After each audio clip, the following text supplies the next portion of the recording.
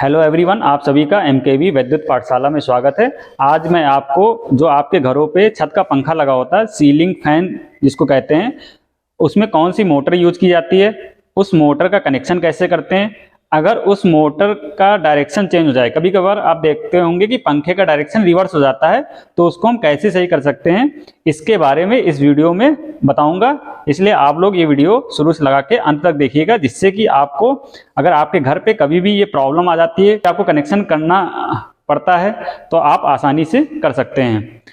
तो सबसे पहले मैं आपको बता देता हूँ कि जो सीलिंग फैन हमारे घर पे लगा होता है, वहाँ पे जो मोटर यूज होती है वो single phase induction motor use होती है। और सिंगल फेस इंडक्शन मोटर में एक टाइप होता है जिसको बोलते हैं परमानेंट कैपेसिटर मोटर।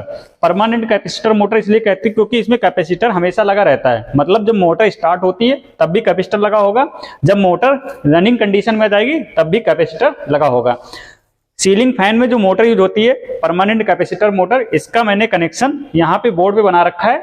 तो इसके दो मेन पार्ट होते हैं, एक होता है स्टेटर और एक होता है रोटर। स्टेटर नाम से आपको क्लियर हो रहा होगा, स्टेशनरी पार्ट होता है, मतलब जो फिक्स रहता है। और रोटर मैंने यहाँ पे आपको दिखाया है सर्किल के फॉर्म में, ये रोटेटिंग पार्ट होता है, ये रोटेट करता है, जिसके थ्रू पंखे के जो ब्लेड्स होते हैं, पर होते हैं, वो रोटेट करते हैं। ये तो मैंने यहाँ पे आपको सर्किट डायग्राम दिखा दिया। आप यहाँ पे देख रहे होंगे स्टेटर पे दो वाइंडिंग है, एक हमारी ये मेन वाइंडिंग है और एक दूसरी क्या है, ऑक्सिलरी वाइंडिंग है।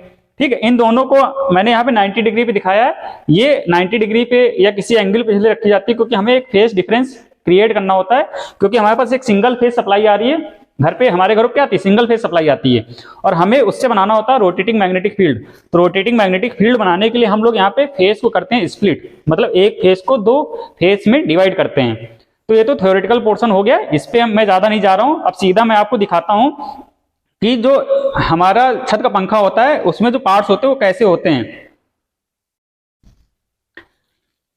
तो यहाँ पे मैंने आपको दिखा रखा है, ये हमारे पास एक पंखा है, पंखे का मैंने पूरा खोल दिया, अंदर का पार्ट आपको दिख रहा होगा।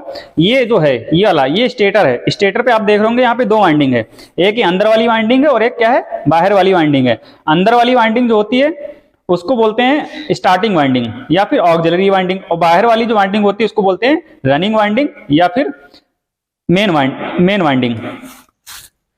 और इसके अलावा ये वाइंडिंग जिसपे की गई है, ये आप देख रहे होंगे सिलिकॉन स्टील का बना हुआ स्टेटर है। ये लैमिनेटेड होता है, सिलिकॉन स्टील का बना होता है। सिलिकॉन स्टील का इसलिए बना होता है क्योंकि हमें स्टेसिस लॉसेस को कम करना होता है, और ये लैमिनेटेड है। लैमिनेटेड इसलिए होता है क्योंकि हमें एडी करंट लॉसेस को मिनिमाइज करना होता है, कम रखना होता है। और लॉसेस जितना कम होंगे एफिशिएंसी उतनी अच्छी होती है किसी भी मशीन की। ये तो आपको थ्योरेटिकल वाला पोर्शन हो गया। अब इसमें कुछ और पार्ट हैं, ये आपको दिख रहा होगा, ये रोटर है। ये रोटर मैंने यहाँ पे बना रखा है, इस टाइप का जो रोटर होता है ये सेम चीज है, ये रोटर। ठीक है, रोटर कैसा होता है, स्क्वायरल केज टाइप का रोटर होता है, SQIM स्क्वायरल केज टाइप का रोटर होता है। ये भी आप लोग याद रखें क्योंकि एग्जाम में आ सकता है कभी भी कि सिंगल फेस इंडक्शन मोटर में कौन सा रोटर यूज करते हैं, तो इसमें स्क्वायरल केज टाइप का रोटर यूज होता है। इसके अलावा कुछ और पार्ट्स हैं, ये पंखे की बॉडी है, बाहर वाला ढक्कन, इससे पर ब्लेड अटैच रहते हैं। अब ये रोटर कैसे होता है, रोटर ये ऐसे फिटेड होता है, ये आपको आप देख रहे होंगे सेम ऐसे इसमें जाके फिट हो जाता है। अब एक मैं आपको ट्रिक बताता हूँ, कभी कभार एग्जाम में आता है कि रनिंग वाइंडिंग और कौन सी वाइंडिंग होती है पहचानना होता है। तो रोटर आर से होता है रोटर, और रोटर के पास जो होगी उसको बोलेंगे रनिंग वाइंडिंग, क्योंकि आर फॉर रनिंग और आर फॉर रोटर। तो ये सिंपल ट्रिक से आप इसको हमेशा के लिए याद कर सकते हैं। अगर आपको एक वाइंडिंग याद हो गई, भाई रोटर के पास वाली रनिंग वाइंडिंग है, तो दूसरी वाइंडिंग क्या हो जाएगी, ऑक्सिलरी वाइंडिंग हो जाएगी। ठीक, क्लियर। तो ये आपको समझ में आ गया। अब जो ये वाइंडिंग हमने की है, यहाँ पे आपको वाइंडिंग दिखा देता हूँ। ये इस वाइंडिंग के जो बाहरी वाली वाइंडिंग है जिसको रनिंग वाइंडिंग बोलते हैं, इसके दो सिरे होंगे, कोई भी दो सिरे हम मान लेते हैं। ठीक है, और ये अंदर वाली जो वाइंडिंग है इसके भी क्या होंगे, दो सिरे होंगे। ठीक, ये चार जो टर्मिनल हैं पंखे से बाहर निकल के आते हैं। अब आते हैं इसका कनेक्शन हम लोग कैसे करते हैं। तो कनेक्शन करने के लिए बहुत ईजी है, मैं आपको बता देता हूँ। सबसे पहले हमें पता करना होगा कि इसमें कौन सी वाइंडिंग के सिरे हैं। सबसे पहले तो ये पता करना होगा ना, मान लो हमें ना पता होता है यहाँ पे कि भाई ये चार सिरे निकले हैं। अब मैंने तो यहाँ पे कलर कोडिंग दिखा दी है, कलर कोडिंग से आपसे दिख रहा होगा कि रेड वाले एक ही वाइंडिंग के सिरे हैं और ब्लैक वाले एक ही वाइंडिंग के सिरे हैं, लेकिन आपको ये ना पता होता। तो इसके लिए हम सिंपल सा यूज करते हैं सीरीज टेस्ट लैम्प। ये हमारे पास एक सीरीज टेस्ट लैम्प दी है, बहुत ईजी है। सीरीज टेस्ट लैम्प एक सीरीज कनेक्शन है, और इसको सबसे पहले हम ऑन कर लेते हैं। ऑन करने पे जब यहाँ पे लगाएंगे तो ये देखो ये कनेक्शन बन गया। कनेक्शन बन गया मतलब ये बल्ब जल गया। ये इसको बोलते हैं सीरीज टेस्टिंग बोर्ड। क्लियर। अब इसकी सहायता से हम चेक करते हैं कि कौन सी वाइंडिंग के सिरे एक ही वाइंडिंग के हैं, दो सिरे। तो सबसे पहले हम एक रेड पे लगा लेते हैं और एक ब्लैक पे लगा लेते हैं। तो यहाँ पर आप देख रहे होंगे जो हमारी लैंप है वो नहीं जल रहा है बल्ब, ठीक है। ऐसे इस पे लगा चेक कर लेंगे, तो यहाँ पे आप देख रहे होंगे नहीं जल रहा होगा। अब देखो जब हम रेड पे लगाएंगे तो यहाँ पे जो बल्ब है वो जलने लगा, मतलब ये एक ही वाइंडिंग के सिरे हैं। क्लियर। ऐसे हम लोग इसको चेक कर सकते हैं, वाइंडिंग को आइडेंटिफाई कर सकते हैं कौन सी स्टार्टिंग वाइंडिंग के टर्मिनल है, कौन सी रनिंग वाइंडिंग के टर्मिनल है। तो ये हो गया। अब जब हम ब्लैक पे लगाएंगे तो ब्लैक पे जब लगाएंगे तो क्या होगा, ये जलने लगेगा, बल्ब जलने लगा ना यहाँ पे। तो ये ऐसे हम सिरे को आइडेंटिफाई कर लिए। अब हमारा जब सिरा आइडेंटिफाई हो गया, सिरा आइडेंटिफाई करने के बाद हमारा काम आता है अगला कनेक्शन करने का। कनेक्शन कैसे करते हैं, क्योंकि हमारे पास आप बोर्ड पे देख रहे होंगे यहाँ पे हमारे पास सप्लाई में एक फेस आ रहा है और एक न्यूट्रल आ रहा है। हमारे पास हैं दो टर्मिनल, हमें यहाँ पे कितने दिए हैं, 4 टर्मिनल। अब 2 को हमें 4 में कनेक्ट करना है। तो इसके लिए मैं आपको बता देता हूँ, सबसे पहले 2 अलग अलग वाइंडिंग का एक टर्मिनल ले लेंगे, एक स्टार्टिंग का और एक रनिंग का, इनको हम जोड़ देंगे।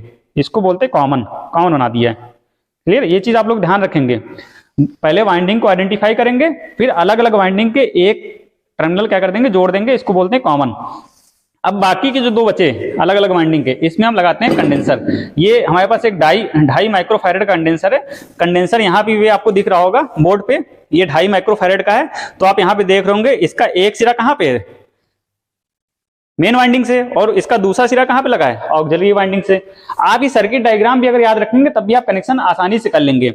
और इन दोनों वाइंडिंग के देखो एक सिरे यहाँ पे, इनको हमने कॉमन किया है, ठीक है। कॉमन वाले पे क्या देंगे, न्यूट्रल देंगे, और जो दूसरा बचेगा उसमें हम क्या देंगे, फेस देंगे। तो ये सिंपल, बहुत इजी है। अगर आप ये सर्किट डायग्राम आपके दिमाग में है तो आप कनेक्शन करने में कभी भी कोई गलती नहीं करेंगे।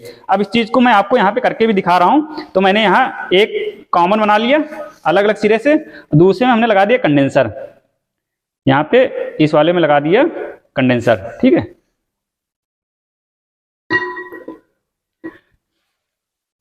ये सेम सेटअप तैयार हो गया। अब क्या करेंगे, तो न्यूट्रल वाला क्या कर देंगे, कॉमन वाले में लगा देंगे, और फेस वाला सिरा आ रहा होगा किसी एक टर्मिनल में लगा देंगे। तो यहाँ पे हम कॉमन वाले में लगा देंगे और एक यहाँ पे लगा देंगे, ठीक है। तो इस टाइप से कर देंगे, या फिर कुछ ऐसा भी कर सकते हैं कि इसको यहाँ पे लगा देंगे और इसको यहाँ पे लगा देंगे।